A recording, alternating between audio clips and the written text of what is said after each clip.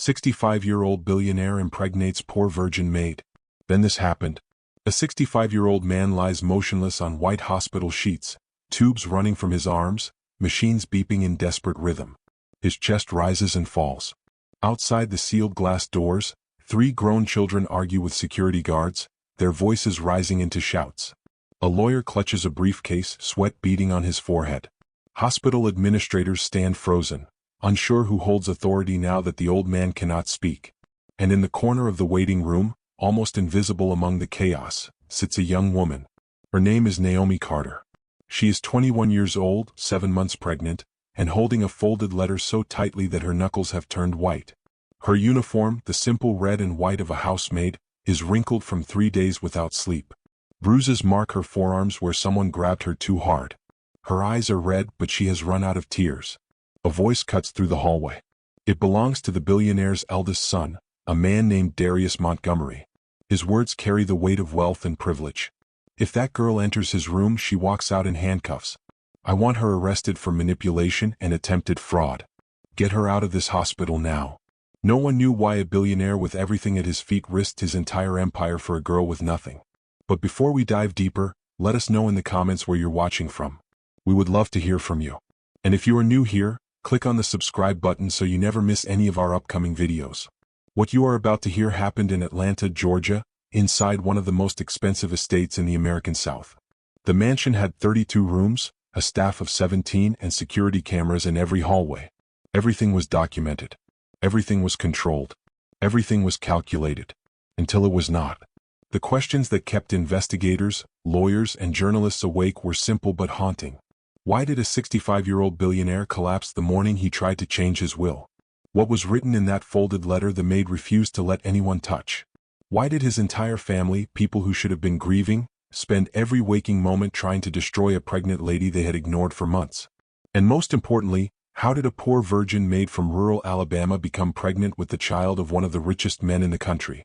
This is what happens when loneliness makes kings desperate and innocence become a target. Naomi Carter grew up in a town so small it barely appeared on maps. Her childhood home had 3 rooms and a leaking roof. Her father died when she was 8, leaving her mother to raise 4 children on a grocery store cashier salary. They prayed before every meal, not out of ritual but out of genuine need. Naomi learned early that God provided, but you still had to work. By 15 she was cleaning houses after school.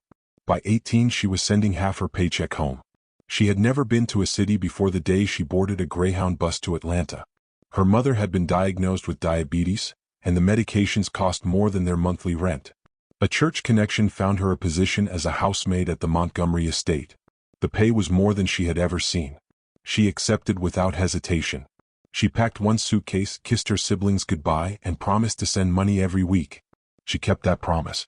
On the bus ride to Atlanta, she read her Bible and prayed that God would guide her steps in a world she did not understand. But the Montgomery mansion was not just a home. It was a monument to power. The estate employed a head butler, 2 personal chefs, a groundskeeper, 3 security guards, and a rotating staff of housemaids. Naomi was the youngest. She was also the quietest. She learned quickly that invisibility was survival. Speak only when spoken to. Keep your eyes down. Never ask questions. Never offer opinions. Dust the furniture, change the linens, scrub the floors, and disappear before anyone noticed you existed. For the first 6 months she succeeded perfectly. None of the Montgomery children learned her name. The head butler called her the new girl. Even the other staff barely spoke to her. She preferred it that way.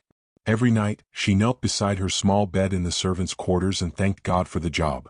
She did not ask for more. She sent money home every Friday. She called her mother every Sunday after church. She read her Bible before sleep. She kept herself pure in a world that seemed designed to corrupt innocence. The man who owned everything was named Clarence Montgomery. At 65, he had spent 40 years building an empire that spanned real estate, construction, and private equity. He was worth an estimated $2 billion. Forbes had profiled him twice. Presidents had visited his home. His name opened doors across 3 continents. But none of that mattered inside the walls of his own mansion. Clarence was a widower twice over. His first wife died in childbirth, giving him twins. His second wife lasted 7 years before cancer took her. He never remarried. He had 3 children, all adults now, all living off trust funds and board positions they did not earn.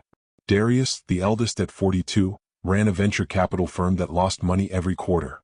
His sister, Simone, was 39 and spent her time organizing charity galas she never attended. The youngest, Trevor, was 35 and had been married 3 times. None of them lived in the mansion. None of them called unless they needed something. None of them had visited their father in over a year. Clarence spent his days alone in his office, managing portfolios and signing documents. He ate breakfast alone. He ate dinner alone. Staff brought meals on silver trays and left them outside his door. He attended board meetings, closed deals, and returned home to silence. At night, he sat in his study with a glass of bourbon and stared at photographs of people who were gone. His routine never changed. His expression never changed. He was a machine built to accumulate wealth and nothing else. But machines break down. And loneliness, when left untreated for decades, becomes a disease that kills slowly from the inside. It happened on a Thursday night in late autumn. Naomi was finishing her rounds, checking that every room on the second floor was locked and lights were off. She heard a sound from the master suite. A crash, then a groan. She hesitated. Staff were never supposed to enter Mr. Montgomery's private quarters unless summoned. But the sound came again, weaker this time, almost desperate. She knocked. No answer. She knocked again. Still nothing. She opened the door and found Clarence Montgomery on the floor beside his bed, one hand clutching his chest, his face pale and slick with sweat. The glass of bourbon had shattered on the marble floor. He looked at her, eyes wide with something that might have been fear or relief or both. His lips moved but no sound came out. Naomi did not scream. She did not panic. She knelt beside him, checked his pulse the way she had learned from taking care of her mother, and called for help with a calmness that surprised even her. She stayed with him, holding his hand, praying quietly while they waited. She felt his pulse weaken, saw his eyes begin to close, and she prayed harder than she had ever prayed in her life. The ambulance arrived in 12 minutes. Paramedics stabilized him in the mansion before transporting him to Emory University Hospital. Tests revealed a severe cardiac episode brought on by stress and decades of non-compliance with hypertension medications. He spent 3 days in intensive care. The doctor said he was lucky. Had he been alone for another 5 minutes, he would have died on that floor. When he woke up, the first face he saw was not his children. None of them had arrived yet. It was Naomi sitting in the corner of his hospital room, reading her Bible quietly. She had been there for 18 hours. The head butler had sent her, assuming the old man would want familiar staff nearby. She did not speak. She did not intrude. She simply sat there, present in case he needed anything. Clarence stared at her for a long time. Then he said, "What is your name?" She answered softly, "Naomi, sir." He asked how long she had worked for him. 7 months, she told him. Then he asked the question that changed everything. "Why are you here?" She paused, unsure how to answer. "Because you were alone, sir. And nobody should be alone when they are afraid." Something in his face changed. Like ice beginning to thaw after a long winter. He asked her to stay. Not as a servant, but as a person. He asked her about her life, her family, her reasons for coming to Atlanta. She answered honestly, not because she was trying to impress him, but because she did not know how to lie. He listened in a way no one had listened to her in years. For the first time in decades, Clarence Montgomery had a conversation that was not about money. He asked about her faith. She told him about growing up in church, about believing that God had a purpose even in suffering. Over the next 3 weeks of recovery, he requested her presence daily. Not to clean or serve, but to sit with him. To read aloud from books he had not touched in years. To talk about small things, ordinary things, things that had nothing to do with board meetings or stock portfolios. She told him about her mother's garden, about her younger brother who wanted to be a teacher, about the church choir she used to sing in. He told her about mistakes he had made, children who hated him, a life built on achievement but empty of meaning. He confessed that he had stopped praying after his second wife died, that he had decided God was not listening. Naomi listened without judgment. She shared her own doubts, times when she had questioned whether God heard her prayers. But she told him that faith was not about having all the answers. It was about trusting even when you could not see the path forward. Those words stayed with him. For the first time in 20 years, Clarence Montgomery opened a Bible. He read slowly, stumbling over verses he had memorized as a child but had long forgotten. And something inside him, something he thought had died decades ago, began to stir back to life. The staff noticed. Rumors began circulating through the mansion like smoke. The head butler grew concerned. The security team started monitoring Naomi's movements. And when Clarence's children finally learned that their father had been hospitalized and was spending hours alone with a young housemaid, they descended on the estate with lawyers, financial advisors, and suspicion. Darius arrived first. He walked into his father's study, saw Naomi organizing documents at Clarence's request, and his face went cold. "Who is this?" he asked as if she were not standing right there. "Her name is Naomi," Clarence said. "She works here." "I can see that. Why is she touching your private files?" Clarence looked at his son with an expression Darius had rarely seen. Defiance mixed with disappointment. "Because I asked her to. She is helping me organize correspondence." Darius looked at Naomi with the kind of contempt rich people reserve for those they consider beneath them. "You are dismissed. Leave the room." But Clarence said, "She stays." That was the moment everything changed. Darius saw it in his father's eyes. A protectiveness that had never been directed toward staff. And something else. Something dangerous. Something that threatened everything Darius had spent his life waiting to inherit. Before we continue, I need you to pause and think about what you would do in this situation. If you saw someone vulnerable being targeted by people in power, would you speak up? Would you stay silent? Let us know in the comments, because what happens next reveals the cost of choosing to protect someone when the entire world wants them gone. Naomi did not understand the danger she was in. Not yet. She thought she was simply being kind to a lonely old man. She had no idea that kindness, in a world built on greed, can be the most dangerous thing you offer. What happened between Clarence and Naomi was not what the world assumed. It was not calculated. It was not manipulative. It was two broken people finding comfort in the only place they had left to look. One night, weeks after his recovery, Clarence broke down completely. He told Naomi about the night his first wife died, how he had held their newborn twins while she bled out in the next room, how the doctors had made him choose between saving her or the babies, and how he had chosen wrong. He told her he had spent 40 years punishing himself for that choice. Painfully, only one of the twins survived after weeks of hospitalization. Naomi held his hand and wept with him. And in that moment of raw vulnerability, something shifted. He was no longer the billionaire. She was no longer the maid. They were just two people who understood what it meant to carry pain no one else could see. What happened next was not forced. It was not violent. But it was also not something either of them fully understood until it was over. Loneliness crossed a line it could never uncross. When it was over, Clarence wept. Not out of regret, but out of something deeper. A recognition that he had taken something precious from someone who had given him nothing but compassion. He held her hand and apologized over and over, until the words lost meaning. Naomi did not know what to say. She did not feel angry. She felt confused, scared, and irrevocably changed. She went back to her room and prayed until dawn, asking God what she was supposed to do now. No answer came. Just silence and the weight of a choice that could not be undone. For weeks they did not speak of it. Naomi continued her duties, keeping her head down, avoiding eye contact. Clarence returned to his routines, attending meetings, signing contracts, maintaining the illusion of control. But the silence between them was heavy with unspoken weight. She prayed every night for guidance, for forgiveness, for clarity that never came. She thought about leaving, going back home, pretending none of this had ever happened. But she needed the money. Her mother needed the money. And part of her, a part she was ashamed to admit, could not bring herself to leave him alone again. Naomi realized she was pregnant on a Sunday morning in December. She had missed 2 cycles but attributed it to stress and irregular eating. When the nausea started, she thought it was the flu. But when it persisted for 2 weeks, she took a test in the shared staff bathroom at 5 in the morning, praying. The test was positive. Then she took another. Positive. Then a third, purchased from a different store, hoping somehow the results would change. Positive. She sat on the bathroom floor and felt her entire world collapse around her. She had been raised in a church that taught abstinence until marriage. She had never been with a man before Clarence. Her mother had raised her to value purity, to save herself for a husband, to honor God with her body. And now she was pregnant, unwed, and living in a mansion where half the people already hated her.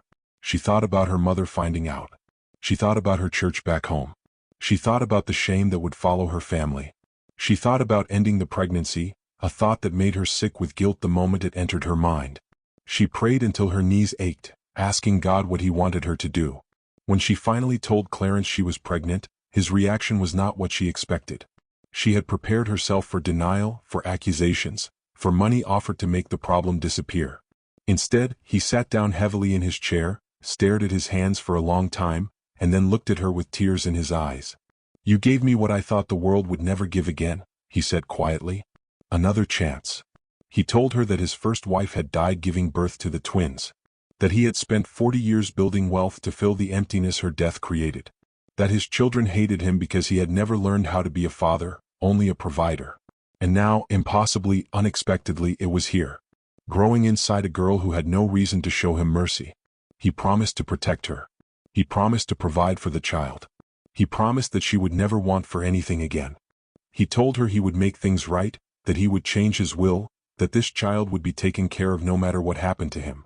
But promises made in private mean nothing when the world finds out. The Montgomery children discovered the pregnancy within a week. Staff gossip travels faster than wildfire, and someone either out of malice or concern informed Darius. He arrived at the mansion unannounced with his sister Simone, a corporate attorney and a private investigator. They demanded answers. They demanded medical records. They demanded that Naomi submit to a paternity test immediately or face legal consequences. Clarence refused. He told them the child was his, that Naomi was under his protection, and that any attempt to harass or harm her would result in their immediate removal from his will. The meeting ended with Darius slamming a door so hard it cracked the frame. Simone left in tears of rage, and the private investigator began compiling a file on Naomi. The household split into factions overnight. Some staff believed Naomi had manipulated a vulnerable old man for money. Others believed the Montgomery children were cruel and heartless, willing to destroy a girl to protect their inheritance. The head butler maintained neutrality but began documenting everything, sensing that this situation would end in court.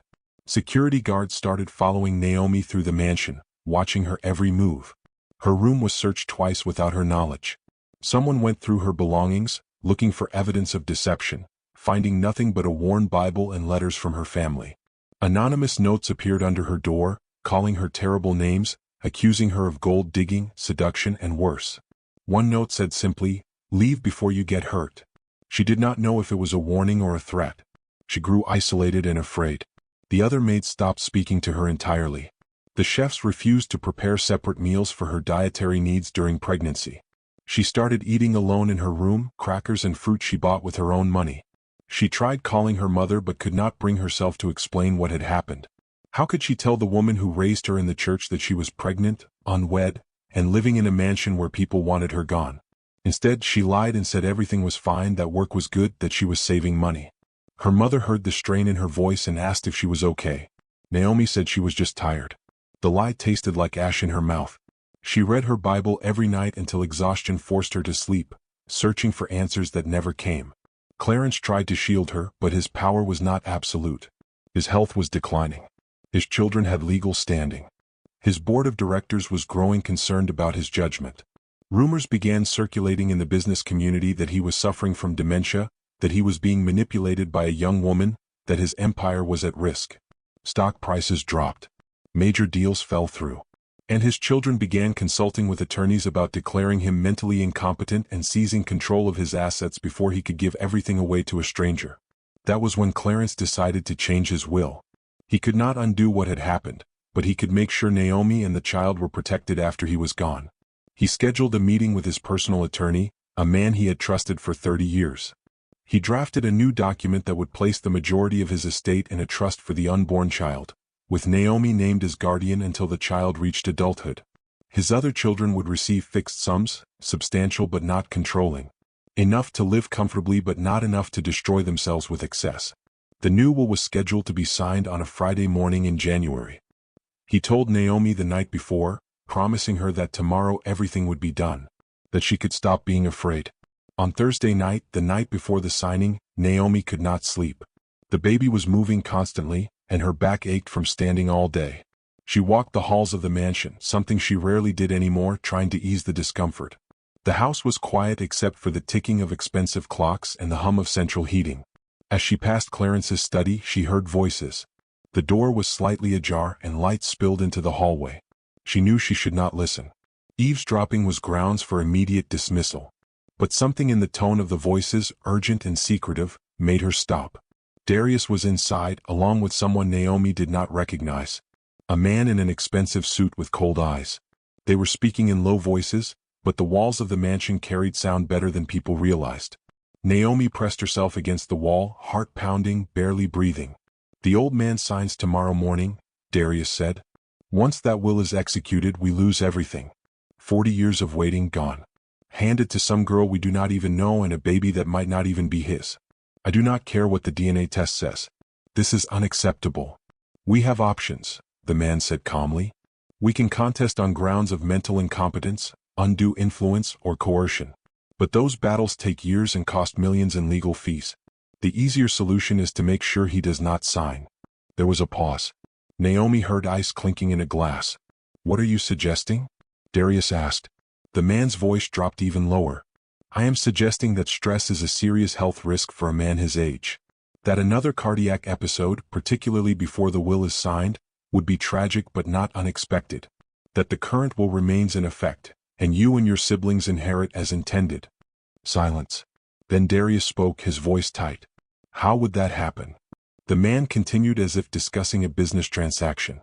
"There are substances that can induce stress responses in the body. Elevated heart rate, blood pressure spikes, panic attacks.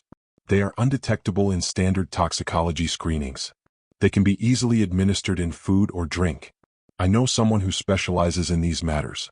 For the right price, the problem can be handled discreetly." Another long pause. Naomi's hands were shaking so badly she had to press them against the wall to steady herself.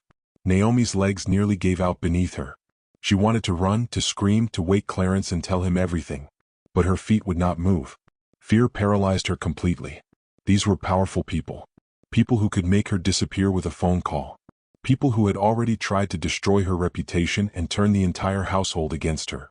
What would they do if they knew she had heard this conversation? She thought about her unborn child. She thought about her family back home. She thought about Clarence, who had promised to protect her, sleeping upstairs with no idea of what his own son was plotting. She forced herself to move, backing away from the door as quietly as possible. Every footstep sounded like thunder in her ears.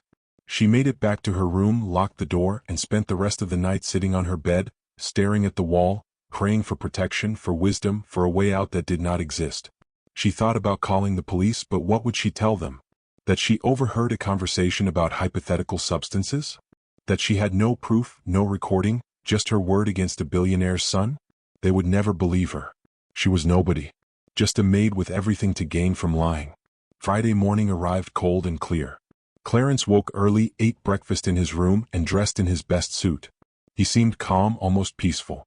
He told Naomi that today was important, that after today everything would be protected. He asked her to pray with him before he left for the attorney's office. They stood together in his study, her hand in his, and he thanked God for second chances, for mercy, for the child who would carry his name and hers. Naomi wanted to tell him what she had heard. But the words stuck in her throat. What if she was wrong? What if she had misunderstood? At 9:30 in the morning, 30 minutes before his attorney was scheduled to arrive, Clarence collapsed in his study. Naomi heard the crash from down the hall. She ran as fast as her pregnant body would allow and found him on the floor, convulsing violently, foam at the corners of his mouth, his eyes rolled back. She screamed for help. Security came running. Paramedics were called. But the delay was critical. By the time he reached the hospital, he had slipped into a coma. The doctors called it a massive stroke, complicated by cardiac arrest. They said his chances of waking were less than 10%. The medical team was baffled. His condition had been stable. There was no indication that he was in immediate danger. And just like that, everything changed. Without his signature, the new will was void. The old will remained in effect. Darius Montgomery became the executor of his father's estate. And Naomi became the most dangerous person in Atlanta.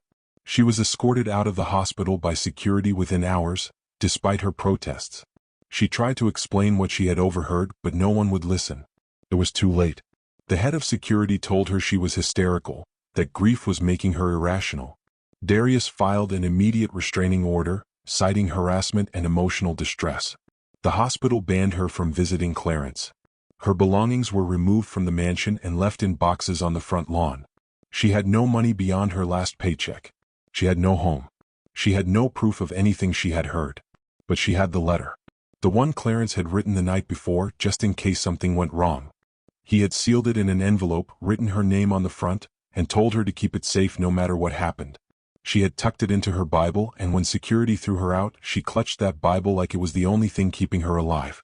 She stood on the street outside the mansion gates, 7 months pregnant, homeless, with nowhere to go. She opened her Bible and read Psalm 23. Even though I walk through the valley of the shadow of death, I will fear no evil, for you are with me. She closed her eyes and prayed that God had not abandoned her.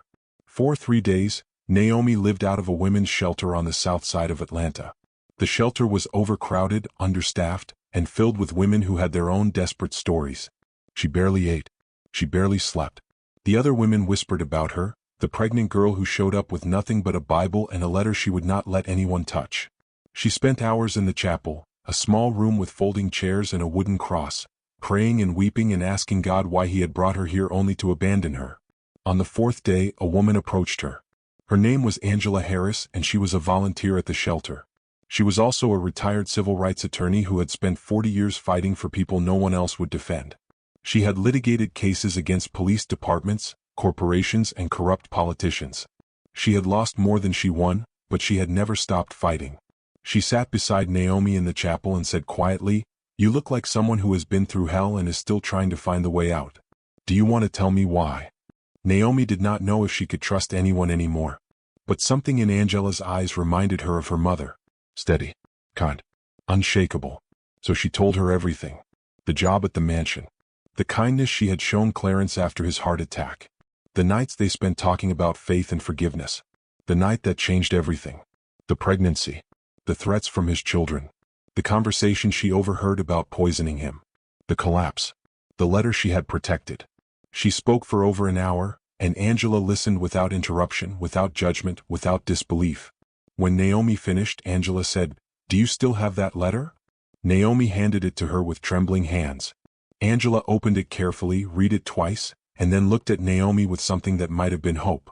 "This is a handwritten, signed confession of paternity and intent to provide. It names you as the mother of his child and acknowledges his responsibility. It references his plan to change his will. It is dated the night before his collapse. This is not a legal will, but it is evidence. And with the right legal team, it might be enough to fight back." Angela made calls that same afternoon. She contacted lawyers she had worked with over the decades, journalists she trusted, and a forensic accountant who specialized in exposing financial fraud. Within 48 hours, they had assembled a legal team willing to work on contingency. They filed a petition with the probate court to investigate the circumstances of Clarence's collapse and to demand an independent medical examination. They subpoenaed hospital records, security footage from the mansion, and toxicology reports. They filed a wrongful death suit preemptively in case Clarence did not survive. And they went to the media with Naomi's story. The Montgomery family fought back with everything they had. They accused Naomi of forgery, fraud, and extortion. They hired publicists to paint her as a gold digger who seduced a vulnerable elderly man. They leaked stories to the media claiming she had a history of manipulation, despite having no evidence. They tried to freeze the investigation with legal motions and procedural delays. They hired private investigators to dig into Naomi's past, hoping to find anything they could use to discredit her. They found nothing. She is just a poor girl from Alabama who had been trying to help her family. But they made one critical mistake. They underestimated the power of the letter. A handwriting expert confirmed that Clarence had written it in his own hand. The language was clear and deliberate, written by a man who knew he was in danger and wanted to protect someone he cared about. The timing, written the night before his collapse, was too coincidental to ignore. The probate judge, a stern woman in her 60s who had seen every kind of family drama imaginable, ordered a full investigation. She demanded forensic toxicology on blood samples taken when Clarence was first admitted to the hospital. The results came back 3 weeks later. Traces of a synthetic compound designed to induce hypertension and cardiac stress were found in his bloodstream. The substance was rare, expensive, and required specialized knowledge to obtain. It was not something an elderly man would have access to accidentally.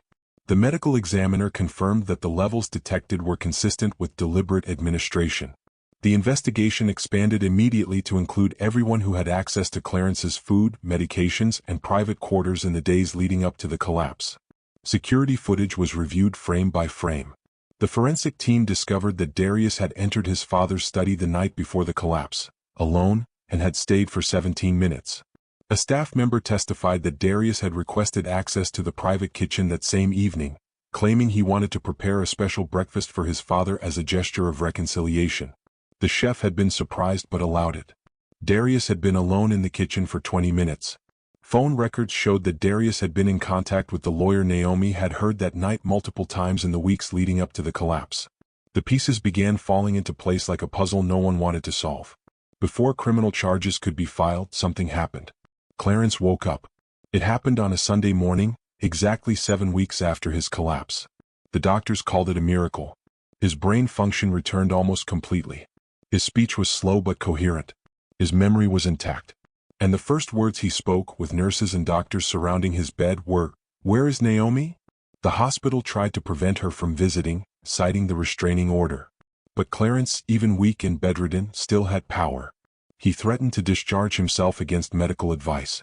He threatened to sue the hospital and hold every administrator personally liable. He demanded to see his attorney immediately.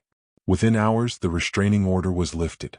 Naomi walked into his hospital room with Angela by her side, her Bible still clutched in her hands, her belly now large and undeniable. Clarence looked at her, tears streaming down his face, and said, "I am so sorry." She sat beside him, took his hand, and said, "You have nothing to be sorry for. God kept you alive for a reason." He told her he remembered pieces of that morning. The way his heart had started racing uncontrollably. The metallic taste in his breakfast that had seemed slightly off. The panic that overtook him, not from fear of death, but from fear of leaving her unprotected. He had tried to call his attorney, but his phone had been too far away. He had tried to write another note, but his hands had stopped working. And then everything had gone dark. She showed him the letter she had protected through everything. The investigation concluded 4 months later. Darius Montgomery was charged with attempted murder and conspiracy to commit murder. The lawyer who had advised him turned state's witness in exchange for a reduced sentence.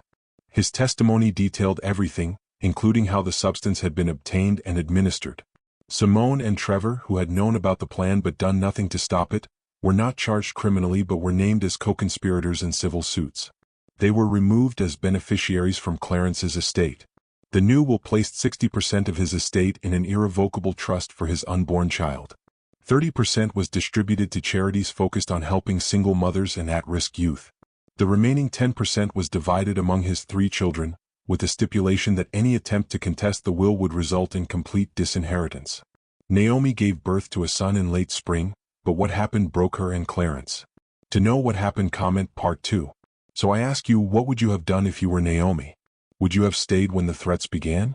If this story moved you, like this video and subscribe to this channel. And if you are wondering what happened to Darius Montgomery in prison, stay tuned. That story is coming next week, and it will challenge everything you think you know about justice, mercy, and second chances. You will not want to miss it. Until then, remember this truth and hold it close to your heart. Naomi could have given up. She could have ended the pregnancy. She could have walked away from Clarence and let his children destroy him. She could have stayed silent about what she heard. She could have let bitterness consume her. But she chose faith over fear. That is the power of one person choosing to trust God even when nothing makes sense. So wherever you are right now, whatever situation you are facing, whatever mistakes you have made or injustices you have suffered, know this. God sees you. He has not forgotten you.